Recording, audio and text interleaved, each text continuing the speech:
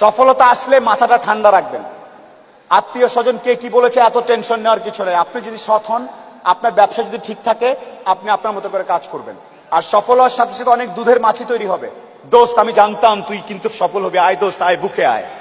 এই গ্রুপ থেকেও সাবধান। ট্রাস্ট মি, পই পই করে হিসাব রাখতে হবে যে আপনার দুঃসময়ে কে ছিল কে ছিল না।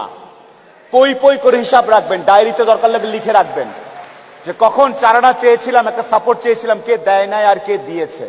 যারা দিয়েছে তাদেরকে মাথায় তুলে রাখবেন, আর যারা দেয় নাই তাদেরকেও কাছে রাখবেন। Because you must keep your enemies closer. খুব কাছে রাখতে হবে যে কে কি।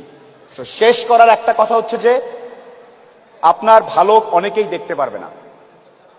অনেকেই যে আমরা ফেস করি, একটু ফেমাস ওনাকে কেন আর রাখলো, উনি কে কি, যার যা ইচ্ছা বলো। আপনি আপনার জন্য, পরিবারের জন্য, আপনার স্বাস্থ্যের জন্য, আপনার বন্ধুত্বের জন্য, দেশ